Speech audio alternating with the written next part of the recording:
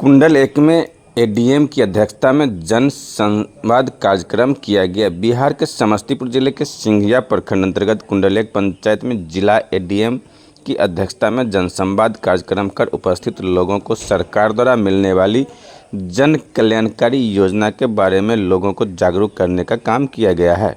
मौके पर रोसड़ा के मंडल पदाधिकारी मोहम्मद मुस्तकीम, प्रखंड विकास पदाधिकारी Pankaj Kumar Shaktidhar, CO Ranjan Kumar Baitha, PO doctor Prem Kumar Lal, थाना अध्यक्ष Krishnakant Mandal, BPRO Gangesh Kumar Jha, MO Sanoj Kumar, DPO Sarva Shiksha Abhiyan, अनुमंडल पुलिस पदाधिकारी शिवम कुमार, बिजली जय कुमार गौरव, श्रम पदाधिकारी बीएओ मोहम्मद नौशाद, सीडीपीओ सुनीता कुमारी, प्रभारी चिकित्सा पदाधिकारी Mohammad M Ansari, health manager Prabhat Kumar Parsoon के अलावा अन्य कई पदाधिकारी ने लोगों को सरकारी योजना के बारे में जागरूक करने का काम किए हैं। मौके पर कुंडल एक के मुखिया चंद्रमणि सिंह उर्फ कारू सिंह, प्रखंड प्रमुख बिरजू साहू, विष्णुपुर केवटहर पंचायत के मुखिया राम स्वगारत यादव, मनोज यादव, मनरेगा जय अरुण कुमार, जीविका के डीपीएम सुभाष सिंह, विकास कुमार सिंह, अंजेश कुमार, श्याम बिहारी सिंह, सुनील सिंह, पुलिस पदाधिकारी अवधेश सिंह, चंद्रबली सिंह, सरपंच पति मोहन सिंह के अलावा कई लोग उपस्थित थे। उक्त कार्यक्रम में उपस्थित सभी अधिकारी को पाग, माला, चादर से सम्मानित भी किया गया है।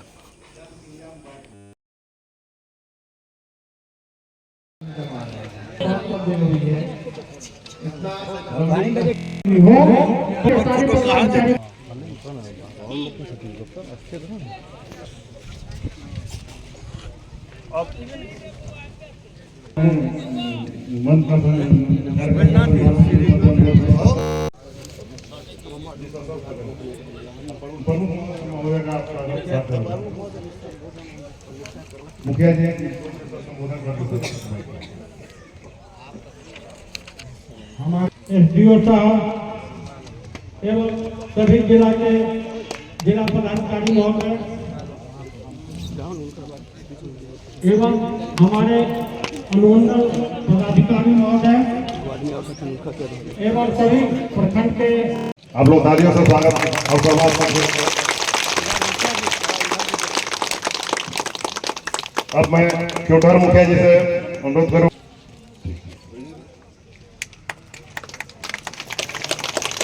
अब वार्ड संख्या 2 से अनुरोध है डीपीओ सर को शिक्षा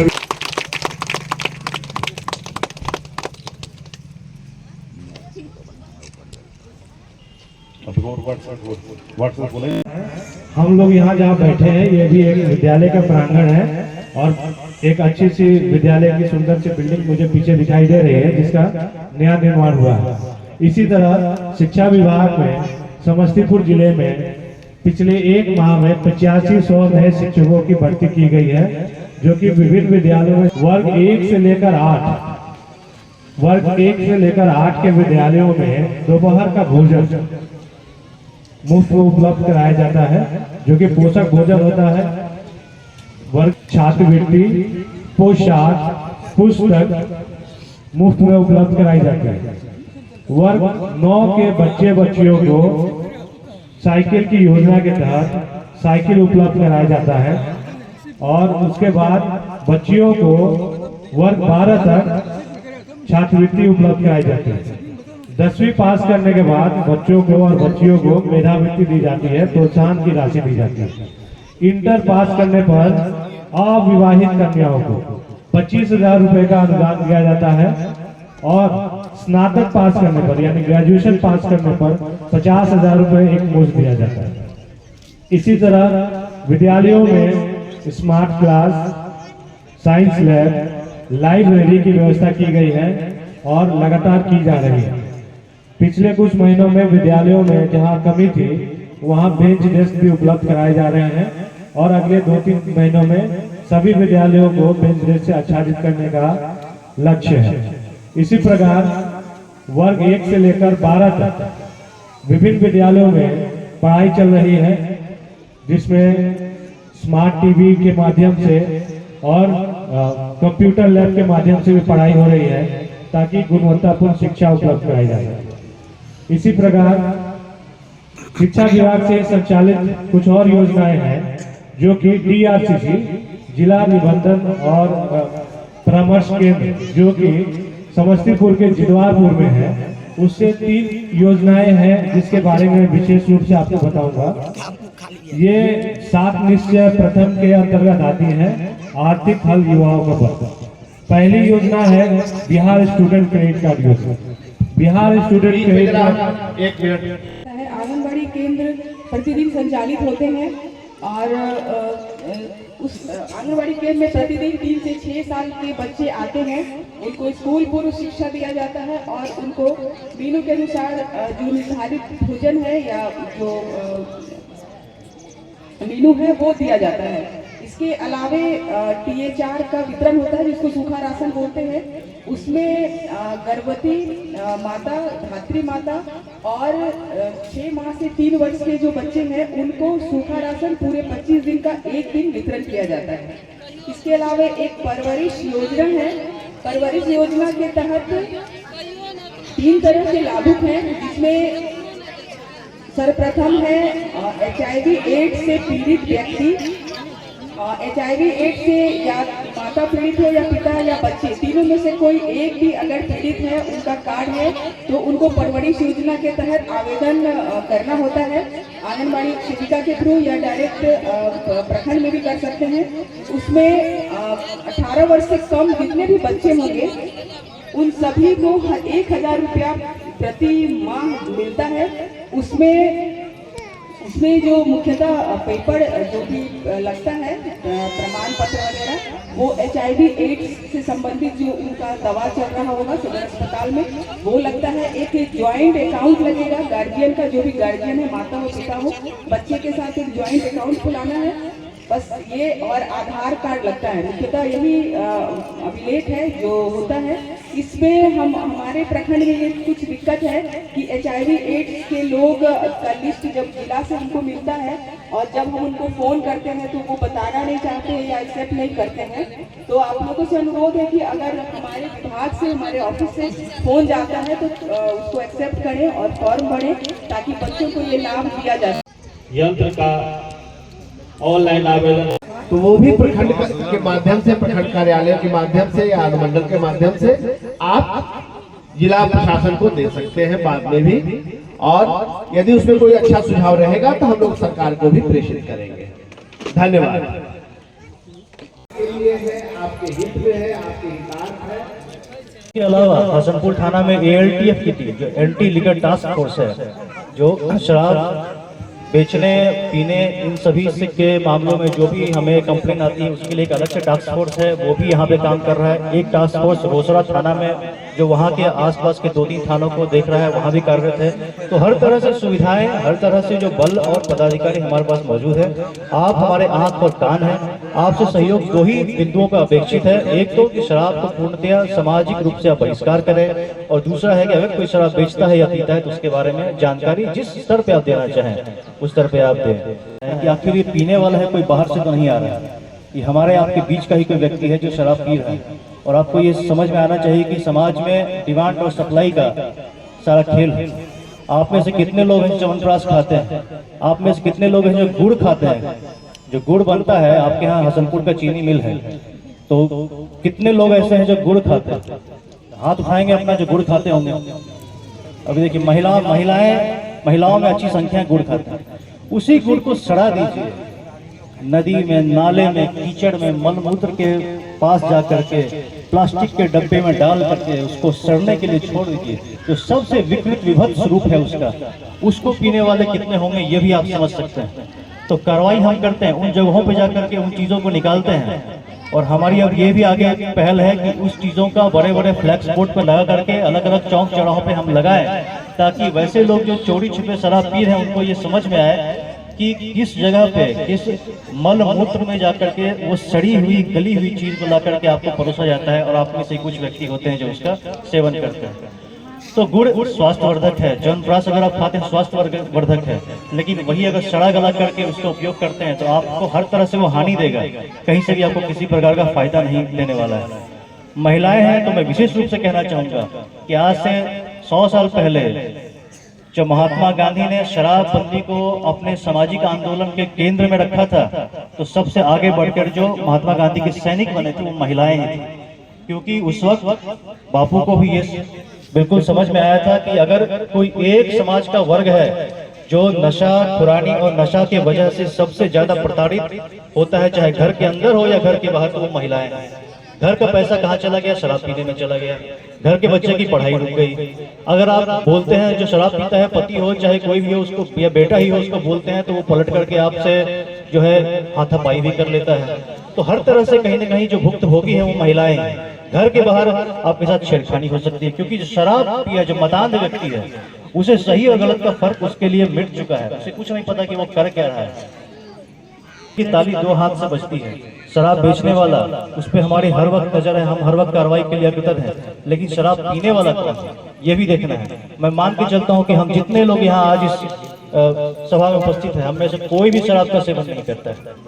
तो फिर वो व्यक्ति है कौन जो शराब का सेवन करता है? कोई बाहर से आकर तो नहीं पीता है। तो इसको देखना है। समाज में जागृति, पहला नशाबंदी का पहला चरण होता है समाज में जागृति, कि हम शराब जैसी चीज का बहिष्कार करते हैं, हम इसका सेवन नहीं करेंगे, ना करने देंगे। तो इससे क्या होता है कि शराबबंदी की मुहिम को और बल मिलता है। अनेक प्रकार की कुरीतियां और अलग अलग प्रकार के अपराधों को जन्म देने वाला है। इसका दमन हर हाल में होना चाहिए। इसके लिए उस नीतिगत फैसले के आधार पर कि मद्य निषेध हमारा कानून ये लागू किया गया था। अब इसमें देखना है कि इसके दो पक्ष हैं। एक तो ये पक्ष है कि पुलिस इसमें कार्रवाई करे और जो भी शराब बेच रहा है, शराब बना रहा है, शराब पी रहा है, उन पर कार्रवाई करे। साथ ही हमें ये भी देखना है साथ ही पुलिस व्यवस्था को सुदृढ़ बनाने के लिए इसमें नए नए बदलाव किए जा रहे हैं, जिसके केंद्र बिंदु पे कहीं ना कहीं जो समाज की आधी आबादी है, जो महिलाएं हैं, वो इसे केंद्र बिंदु पे रही है। आज मुझे हर्ष है कि मैं देख पा रहा हूँ यहाँ पे महिलाओं की भागीदारी इस सभा में भी अच्छी खासी परिलक्षित हो रही है। पिछले कुछ समय से महिलाओं की भागीदारी पुलिस व्यवस्था के अंदर बढ़ाने के लिए, चाहे वो कांस्टेबल स्तर पे हो चाहे वरीय स्तर पे हो, उनकी भागीदारी बढ़ाने के लिए जो अभी रिक्रूटमेंट किया गया है, तो इनकी संख्या मैं बताना चाहूँगा कि राज्य और राष्ट्रीय स्तर पे देखा जाए तो लगभग 3 गुनी ज़्यादा भागीदारी है महिलाओं की जो राष्ट्रीय औसत है उसके मुकाबले बिहार में। तो कहीं ना कहीं उस व्यवस्था में जहाँ पर की महिलाएं पुलिस के से संवाद करने में, अपनी व्यथा कहने में झिझकती थी, संकोच करती थी, कहीं ना कहीं अब उन्हें इसमें एक सहूलियत उनको मिल होगी। साथ ही विभिन्न थानाओं में महिला हेल्प डेस्क अलग से स्थापित किया गया है, ताकि महिलाएं अगर किसी प्रकार की किसी अपराध की जानकारी वो देना चाहती हैं तो वहां जाकर के अपनी बात वो रख सकती हैं बिना किसी संकोच के। वहां पर महिला पदाधिकारी उपस्थित रहेंगी जो उनकी बात सहजता और जहां पे वो लिख के नहीं दे पाई जाएगी। साथ ही एक नवीन उपयोग किया गया है जो एक डायल 112 की व्यवस्था लागू की गई है। यह एक एकीकृत व्यवस्था है। कहीं पर भी कोई आगजनी की समस्या हो जाती है, किसी भी प्रकार की ऐसी समस्या होती है जिसमें आपको लगता है कि त्वरित रूप से पुलिस से संपर्क स्थापित करना है, तो आपको बस एक नंबर याद रखना है 112। जैसे ही आप इस एक नंबर पे कॉल करते हैं, आपका जो फोन है वो एक सेंट्रलाइज जो एकीकृत हमारा कॉल सेंटर है वहां जाता है, और जो सबसे नजदीकी पुलिस बल वहां उपलब्ध होता है उसको वहां से आपकी समस्या तत्काल ट्रांसफर कर दी जाती है। इससे इसका परिणाम ये हुआ है कि पूरे बिहार में जो टॉप 3 के जिले हैं, डायल 112 के माध्यम से सूचना प्राप्त करने के बाद घटना स्थल पर पहुंचने का जो समय होता है उस समय जो सबसे कम समय लिया जाता है, तो टॉप 3 में आपका समस्तीपुर जिला बल भी इसमें शामिल है। आने वाले समय में हर थाना क्षेत्र में यह हमारा प्रयास है कि कम से कम एक डायल 112 की गाड़ी हो, ताकि पुलिस की जो रिस्पांस टाइम है, पुलिस का जो घटना स्थल पर पहुंचने का समय है, वो और भी कम किया जा सके। इसके अलावा जो आज का जो सबसे हमारे समाज का जो सबसे विकट समस्या है वो है शराब नशा। आप देखेंगे कि आज से करीब 7 साल पहले एक बहुत ही निर्णायक नीतिगत निर्णय लिया गया था, जिसमें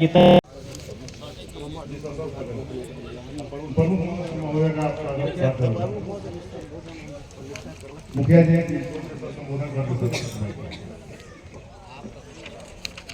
हमारे एसडीओ साहब एवं सभी जिला के जिला पदाधिकारी महोदय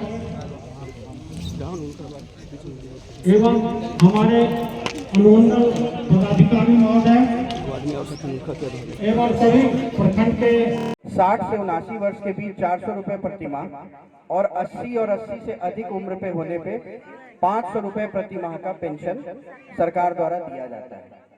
वहीं इंदिरा गांधी राष्ट्रीय वृद्धावस्था पेंशन योजना के अंतर्गत बीपीएल परिवार के समस्त वृद्धजन जिनकी आयु 60 से 79 के बीच है तो उन्हें 400 रुपए प्रति माह और अगर 80 और 80 से अधिक उम्र है तो उन्हें 500 रुपए प्रति माह का पेंशन मिलता है। विधवा महिलाओं के लिए भी 2 पेंशन योजनाएं संचालित हैं। एक है इंदिरा गांधी राष्ट्रीय विधवा पेंशन योजना। इसमें बीपीएल परिवार की वैसी विधवा महिला जिनकी आयु 40 वर्ष से 59 वर्ष के बीच में हो तो उन्हें राज्य सरकार द्वारा इस योजना अंतर्गत 400 रुपए प्रति माह का पेंशन मिलता है। वहीं लक्ष्मीबाई सामाजिक सुरक्षा पेंशन योजना अंतर्गत एपीएल परिवार की भी वैसी विधवा महिला जिनकी वार्षिक आय 60,000 रुपए से कम है और अगर बीपीएल परिवार के हैं तो 18 से 59 वर्ष का उम्र है तो उन्हें भी 400 रुपए प्रति माह का पेंशन मिलता है। इन दोनों योजनाओं का आवेदन आप आरटीपीएस काउंटर पर करते हैं। दिव्यांगजनों के लिए भी 2 पेंशन योजनाएं संचालित हैं। एक है बिहार निशक्तता पेंशन योजना और एक है इंदिरा गांधी राष्ट्रीय निशक्तता पेंशन योजना। इंदिरा गांधी राष्ट्रीय निशक्तता पेंशन योजना अंतर्गत बीपीएल परिवार के दिव्यांगजनों को लिया जाता है जिनका उम्र 18 से 79 वर्ष के बीच हो और विकलांगता प्रतिशत आपका 80% से अधिक होना चाहिए। वैसे विकलांगजनों को 400 रुपए प्रति माह का पेंशन मिलता है। वहीं बिहार निशक्तता पेंशन योजना अंतर्गत आय और उम्र की कोई सीमा नहीं होती। आय और उम्र की कोई सीमा नहीं है और इसमें भी जो पेंशन है वो 400 रुपए प्रति माह है और विकलांगता प्रतिशत 40% से अधिक होनी चाहिए। और ये दोनों योजनाएं जो दिव्यांगजनों के लिए चल रही है इसके स्वीकृति पदाधिकारी हमारे प्रखंड विकास पदाधिकारी होते हैं। अब मृत्यु उपरांत कुछ अनुदान योजनाएं भी सामाजिक सुरक्षा निदेशालय द्वारा संचालित है। इसमें सबसे महत्वपूर्ण योजना जो है वो है राष्ट्रीय परिवार लाभ योजना। इस योजना का आवेदन आरटीपीएस काउंटर पे होता है। इस योजना अंतर्गत परिवार के कोई भी कमाऊ सदस्य जिनकी अगर मृत्यु हो जाती है और वो बीपीएल परिवार से और उम्र 18 से 59 वर्ष के बीच में हो तो इस योजना अंतर्गत एकमुश्त 20,000 रुपए का अनुदान राशि सामाजिक सुरक्षा निदेशालय द्वारा दिया जाता है। और एक और योजना है वो है मुख्यमंत्री परिवार लाभ योजना। किसी भी तरह की आकस्मिक मृत्यु हो गई हो या दुर्घटना में मृत्यु हो गई हो या फिर आपराधिक दुर्घटना में भी मृत्यु हो गई हो तो आपको इस योजना अंतर्गत 20,000 रुपए का एकमुश्त अनुदान दिया जाता है और इसका भी आवेदन आरटीपीएस में ही होता है। अनुदान योजना चलाया जाता है। इस योजना अंतर्गत बीपीएल परिवार के किसी भी व्यक्ति के मृत्यु होने पर उस मृतक के आश्रित द्वारा 3,000 रुपए का इस अनुदान योजना अंतर्गत लाभ उठाया जा सकता है और ग्रामीण क्षेत्र में पंचायत सचिव या मुखिया जी के द्वारा और शहरी क्षेत्र में वार्ड पार्षद के द्वारा यह राशि दिया जाता है। एक है मुख्यमंत्री अंतर्जातीय विवाह प्रोत्साहन अनुदान योजना जिसमें 2 अन्य जातियों के बीच विवाह करने पर जिसमें वधू का उम्र 18 वर्ष या उससे अधिक है और वर का उम्र 21 वर्ष या उससे अधिक हो तो इस योजना अंतर्गत 1 लाख रुपए का प्रोत्साहन राशि दिया जाता है और स्वीकृति पश्चात 3 साल का फिक्स डिपॉजिट सावधि जमा प्रमाण पत्र बनाया जाता है। 3 साल होने के बाद जब आप बैंक जाते हैं तो उस बॉन्ड को वहां पे दिखाने के बाद आपको इंटरेस्ट के साथ 1 लाख रुपए का प्रोत्साहन राशि दिया जाता है। वहीं एक और योजना है मुख्यमंत्री निशक्त जन विवाह प्रोत्साहन योजना। इसमें भी सभी बातें एक तरह है। जो महत्वपूर्ण बात यह है कि जो दिव्यांगता प्रतिशत है वो इसमें 40% या उससे अधिक होना चाहिए और इसमें भी वैसे ही 1 लाख रुपए मिलता है और 3 साल का सावधि जमा प्रमाण पत्र होता है। विवाद को सुलझाना चाहते हैं तो एक आपराधिक घटना कारित होती है और वहां से पुलिस का रोल जो है वो शुरू होता है। फिर जमीन वहीं रखा रह जाता है और आप लोग जो है एक दूसरे के ऊपर आरोप प्रत्यारोप केस फौजदारी के मामले में फंसते हैं और यहाँ वहाँ कोर्ट कचहरी बेल जेल का चक्कर काटते रह जाते हैं। तो ये देखना है कि आप तो एक सिविल डिस्प्यूट सुलझाने चले थे, लेकिन उसमें जानकारी के अभाव में कहीं ना कहीं आपके हाथ से एक अपराध हो गया। तो अपराध हो गया है तो आप मुलजिम, और अगर सत्यापित हो जाता है तो मुजरिम कहलाएंगे।